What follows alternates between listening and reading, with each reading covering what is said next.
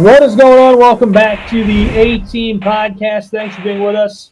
Gabriel Schrei here with Carl Capellas, and we are very excited to welcome in Mr. Josh Keller from the USL. Josh, thank you so much for joining us here today. Absolutely. Great to be here.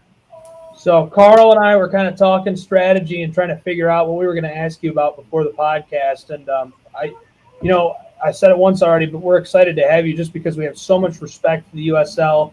We've talked a lot already about the growth of the league and how much it's exploded over the last few years. Carl, what are some of your thoughts on the USL and what kinds of questions do you want to ask Josh? Yeah, sure. Thanks, Gabe. The league has a long history and has a very, very bright future. From I remember how it started and where it's going. I would love to hear more about the future of the league. But first, I think maybe, Josh, it might be best for you to give them a little background on yourself and how you got involved in the USL to your current role as the Senior Vice President of Corporate Development. Yeah, absolutely. Well, thanks for having me, guys. Great to be here. My background. So I've been involved in the sport here in the U.S. for, my entire life, actually, and was fortunate enough to play in the early years of MLS back in the late 90s and early 2000s, not to date myself too much, but just to see where the sport has grown from those days to now is truly unbelievable. I mean, I know it's kind of common now to talk about, the growth of soccer, but really, having been a part of it in those early years, seeing where MLS is at now, certainly seeing where USL is at now is it's fantastic as just someone who's been involved in the sport. And I know you have as well, Carl, for many years. So, when I stopped playing, got away from the sport for a few years, worked in finance, but then got back into it more on the player agency side. So worked for a few different player agencies, more on the marketing side of that. Actually started my own marketing company with a former colleague of mine and did that for 6 years. But living here in Tampa and with USL based here in Tampa, I was always kind of keeping tabs on the league and where it was going. And, when I started seeing just, wow, I didn't realize what they're doing, how they're expanding. I started having some conversations with people I knew here. And then 5 years ago was fortunate enough to find a role. So when I first started at USL, I was actually brought in to work on League One expansion. So League One is our Division III professional league. And we launched that league in 2019. But, 2 years prior, we were out hitting up markets, seeing if we can find new ownership groups and who would be those founding clubs. So worked on that, but concurrently, a lot of my background was more in partnership sales as well. So at the time, we didn't necessarily have a partnership platform. So I've worked over the last 5 years to really build that up. And we've really got two sort of verticals in that. One side, which AstroTurf is a part of, is our preferred supplier program, which is really finding those companies and that offer the products and services that our teams need. And a lot of that revolves around many of our teams that are building new venues and new stadiums. And then the other side, which we're really excited about, is more of our traditional national partnership platform, which we launched a few years ago and got through COVID, but we're full steam ahead now and have brought on some great national partners. So it's been a great ride thus far at USL, but super excited about the future. Yeah, that's wonderful. And hearing the last bit you talked about talks to the growth of the business side of the league. And again, you and I knowing each other from a long time ago, back in those playing days, you can remember what those leagues were like and where they're headed now. Maybe it'd be good for people to hear about the branches of the USL and how it's set up currently to where it is with the championship down to the youth level, of how it's the tiers of competition, so to speak. Could you tell us a little about So it's funny. USL actually started in one form back in 1986. So it predates MLS and was really kind of the first national soccer organization in sort of this modern era, post NASL of the 70s and 80s. But it lived in a much lower level state for many years up until about 2009, late 2009, our current ownership acquired the league. So in late 2009, they relaunched it in 2011. And so we refer to sort of the last decade now, moving on, as the modern era of USL. Currently, we have, I think we're up to 6 properties. I lose track sometimes, but our marquee property is the USL Championship. which is the Division II professional league here in the U.S. And we've got 27 teams currently that are competing this year. And we've seen rapid growth in that league, over the last 5 or 6 years. We were at 14 teams in 2014. We're now up to 27 teams, and we've got some great markets coming on board as well. So that's been our marquee property. As I mentioned briefly a little bit earlier, is in 2019 with the success we've had and really the desire for pro soccer that we saw at the championship level, we launched League One, which is our Division III professional league. So we're just finishing up our third year of that league. There's currently 11 teams in that league, but that'll have a rapid expansion over the next 5 years. We're out talking to markets all over the country that would like League One. And really the difference between Championship and League One is the market size. So Championship focuses more on markets in the, say, 1 to 3 million range on average in terms of population, where League One is for that next tier down, 500,000 to 1 million approximately. We've got some a little bit lower than that, some above, but that's really the average in that range. And so when you look at that range of markets, that really opens up the possibilities across the country. And we're seeing a ton of these markets in that range that want pro soccer, just with the growth of the sport. So those are our two current pro properties. But underneath that, we've really built just a solid footing at all levels of the sport. So when you move a level down to what we call pre-professional or amateur, we've got a men's property called USL League 2, which has been around for many years.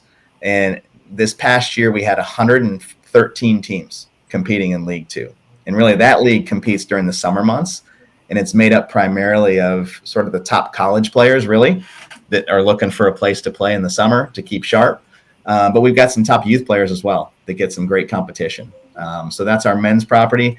We just launched this year, the equivalent on the women's side, which is called the USLW League. And what's crazy is, again, first year property, we had 44 teams at launch. And that league, I think we're expecting 65 plus teams next year. So the desire for that league has been really pleasantly surprised us with how many markets wanted to bring a W League team in. So those are our two sort of pre-professional properties. And then at the youth level, for many, many years, we've run what's called the Super Y League, which is more of your traditional youth league, U11 through U18 boys and girls. So great competition, and really what differentiates Super Y League from a lot of the other youth leagues out there is the timing. That competes during the summer months when most of the other leagues are off. So for those teams and players that want to stay sharp, it's a great option. And then this past year, we launched USL Academy at the U side, which is really an extension of our pro property. And that's geared towards the elite players in this country, getting them in a pro environment where they can have top level competition day in, day out. So again, we're very proud of the fact that we have sort of the full pipeline from youth to pro and can offer those options for players across the country. Yeah, it's amazing to hear the level of expansion and the opportunities for players at all levels, men and women, youth, all the way up to pro. But as we know, it's about the product on the field that can get fans excited, can bring people to come watch, to see games on TV like you guys have now on ESPN.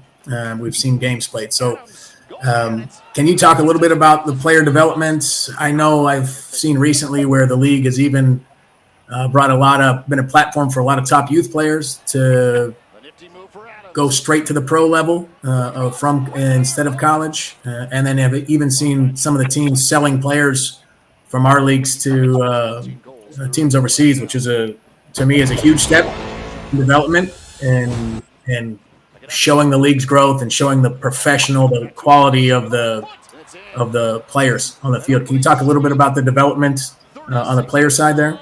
Yeah, absolutely. And player development is something that's always at the top of our minds. We have to be a platform to develop young players. And I think, looking at it, 4 or 5 years ago when we started developing sort of the new strategy that we're using for player development, it's, in the past, there's so many markets across the country, right? And in the past, the top level soccer was kind of limited to those major metros.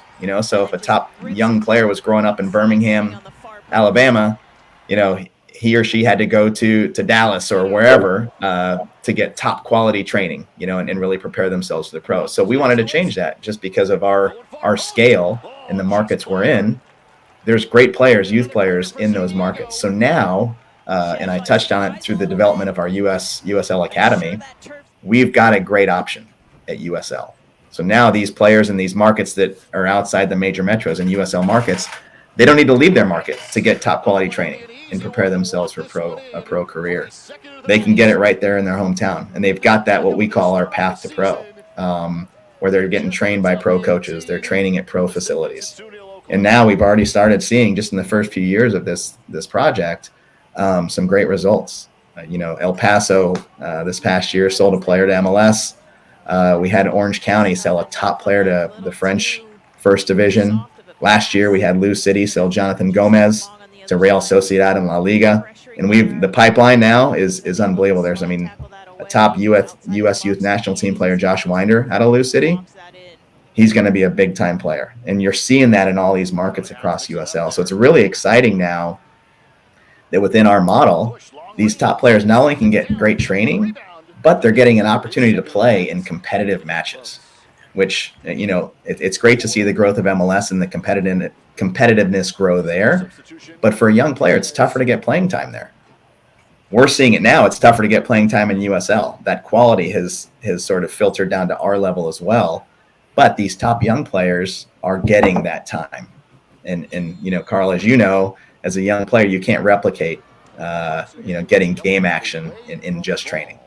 And so you're seeing these young players that are playing against full-grown professionals day in, day out. And that's why we're seeing a lot of these movements.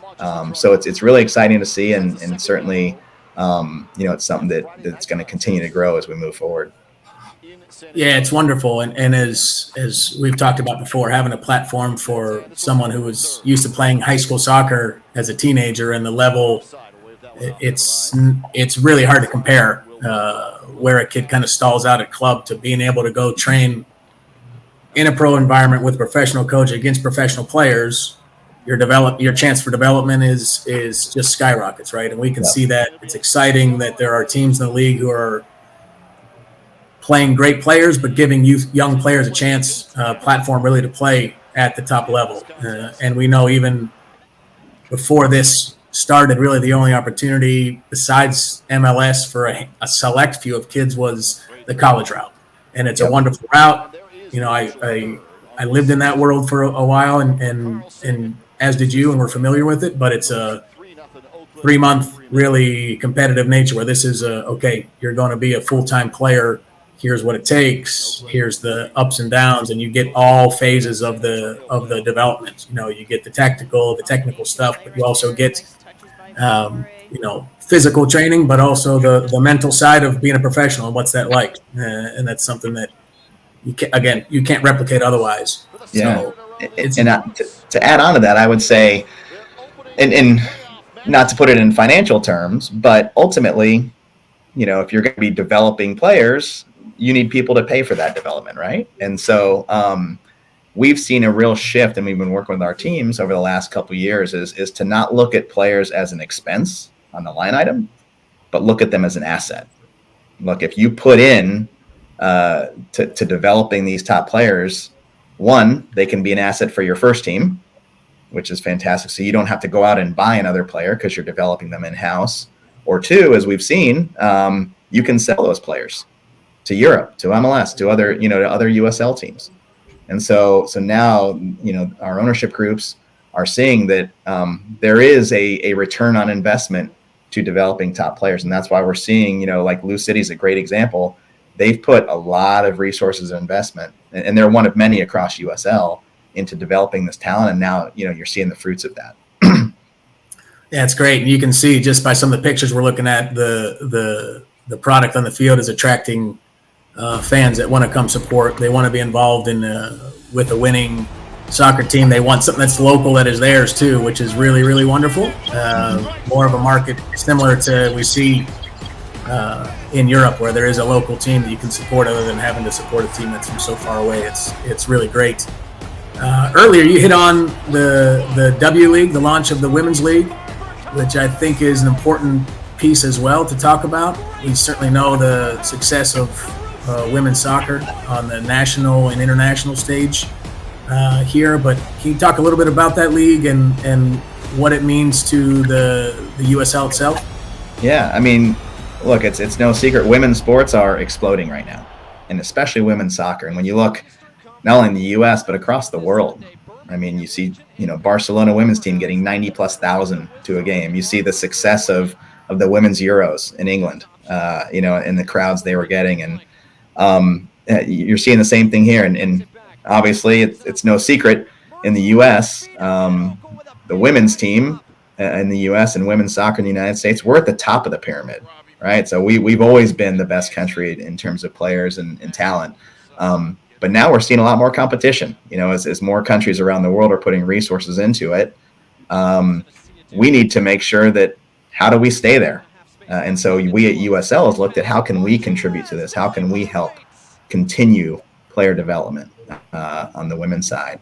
And so that's why this year we launched the W League at the pre-professional level, which, as I touched on earlier, the immediate success of that league has been fantastic for us to see. And that league is going to grow like crazy. Like I said, it'll be 65+ teams next year. We'll get to 100 teams in the next couple of years in that league. And even in this first year, the competition level that we saw was great. I mean, we had a team in Minnesota that was averaging 5,000 fans a game at the amateur level. Right. So that community just completely embraced that team, and the environments there were they're pro environments at the amateur level. But what we're super excited about, and so W League was phase one of sort of our strategy on the women's side. We'll be launching a professional league called the USL Super League in the next couple of years. So now, as we talked about sort of that path to pro, we've got W League. We'll be launching a pro option. Right now the only pro option for female players is the NWSL, but there's only a limited number of teams and opportunities. So with 30,000+ college female soccer players trying to compete for 70 spots, on NWSL rosters, we're going to double that in year one of our Super League. So now you're giving more and more professional opportunities to these players, which is just going to further the development. So super excited about that league. We'll be bringing in some great markets. There'll be some overlap with our men's side, which is fantastic to build clubs, which you're seeing in England. You're seeing the Man Cities, the Chelseas that are sort of building a club. We'll be doing the same thing here in USL, which is super exciting. So, along with the Super League, we're also going to be launching the girls version of the academy. So now, again, you're going to have youth to pre-professional to professional, where a player can sort of go through that whole pathway and just have fantastic training and development opportunities. It's amazing and really hard to get your mind around how much this league is growing. And you hear, yes, the fastest growing league in the world. Well, okay, that's where's the market for it. But when you hear numbers like that, it really is mind blowing. So it's wonderful to hear. As a soccer fan and as a soccer person, but just a fan of sports and a fan of people that want to see opportunities for successful businesses. Really, right. And that's the part that we really like. And you talking about all this expansion. And we see the future of this league. Can you talk a little bit about what that's going to look like in terms of, okay, I get that we want to we get a franchise, but how are we going to ensure those franchises are successful? Yep. And how we judge success? Can you chat a little bit about that, please? Yeah. So, obviously we're in a massive expansion phase right now. And just kind of taking a step back, you look 10, 15 years ago, and pro soccer was really limited to the major metros, the New Yorks, the Chicagos, the LAs of the world. I think at USL, we're very proud of how we've helped grow the game in this country. And really, sort of our role in growing the game has been taking the pro game to the markets outside those major metros. I mentioned the Louisvilles, the El Pasos, the San Antonios, the Tampas, these markets that didn't have pro soccer, that now have a team to call their own. And really, when you look at the scale of those markets, it's massive. And so that's where USL is really filling that void. And so when you look forward, as we've grown our not only the championship but now League One. 2 years ago we launched internally a full expansion department just with the amount of interest we had. We're confidentially, but we're in conversations in 35 to 40 markets right now about expansion. So over the next 5 years, and really when we look at our strategy, a lot of our strategy is built around the World Cup coming to U.S. soil in 2026. That's sort of our North Star right now. So by the time the World Cup comes to the U.S., we expect to add from now till then, an additional, 40 to 50 clubs across our 2 men's leagues and the women's league.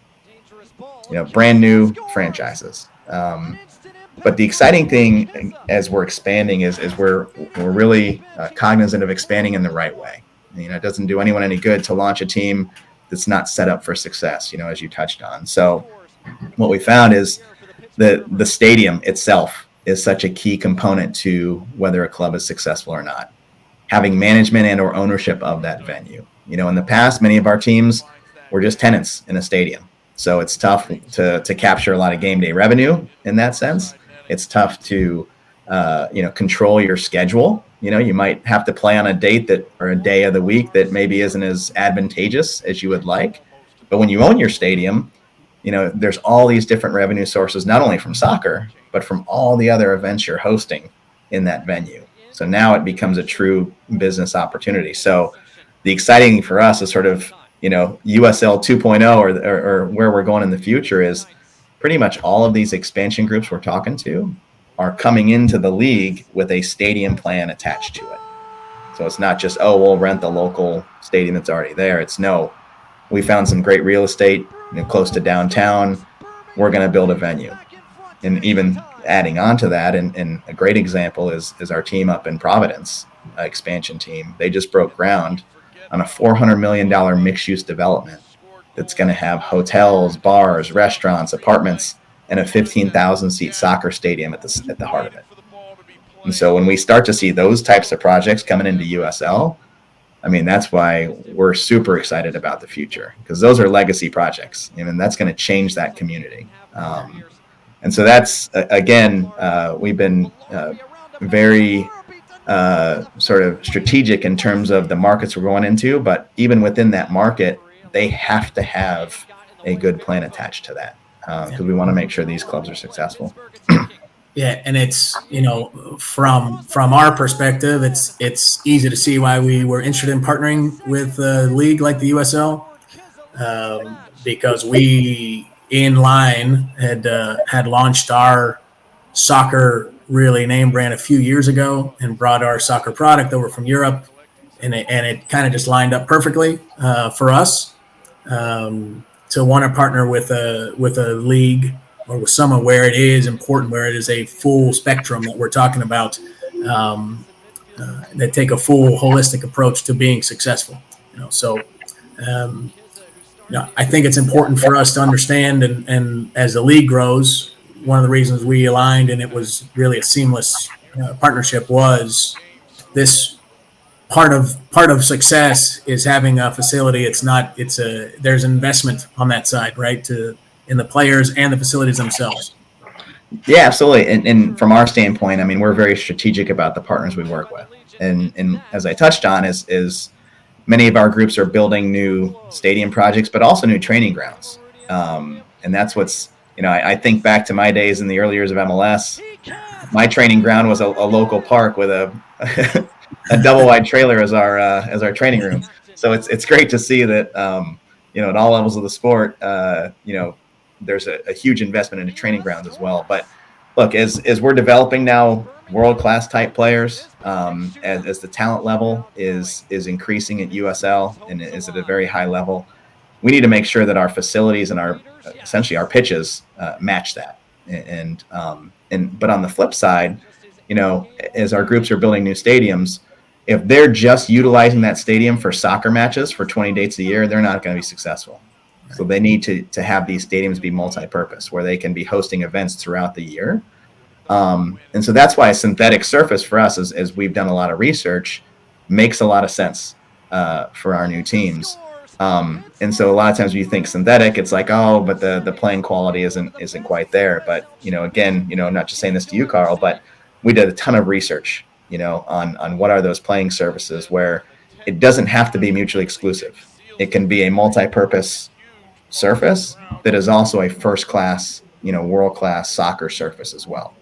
And so that's why it's been so great partnering with you. And, we've already seen some great projects come down the line. Monterey Bay, it's an AstroTurf product, as you know, but have received great feedback from our players. And that's really what we're looking for is, what do the coaches and players think? Is this a good surface to play on? And already we're seeing that, which you guys have shown around the world with some of the clubs you work with. But, that's why we're super excited, is that we can sort of, kill two birds with one stone of having that multi-purpose ability where you're not going to kill a field, a natural grass field with other events, but also having a surface that players really enjoy playing on and meets the quality demands really that we have at USL. Yeah, and that's the point with the players and the coaches liking it is everything for us, right? That's the feedback that we're looking for. We appreciate that the USL and the players are open to that feedback, because at the end of the day, that's our end user product, right? We pride ourselves on providing a product that, yes, performs at the highest level, and we've seen in Europe our products have Champions League games and all that sort of thing, but ultimately, we want who we're building. We want a partnership. We want their feedback. We want to give them the best product and the best surface possible, to meet the playability, but also, like you talked about, the durability. So you can host, fill up these stadiums. So we are successful, which then in hand helps grows the game, which then in hand helps other people want to follow that model. So we're super happy to hear you, and it was. Appreciate you taking the time to join us today, Josh. I know with all that expansion, you got a lot to do. No, it's an exciting time. Really appreciate you guys having me on, and certainly have enjoyed the partnership and look forward to a long-term relationship as we continue to grow this thing. And for everyone listening, I don't know when this will go out, but we're in the middle of a USL playoff, so tune in. That's right. Josh, you're the man. Thanks so much for coming on. And thanks to you, the listeners and viewers, for tuning in for another episode of the A-Team. We'll catch you next time. Be sure to follow along.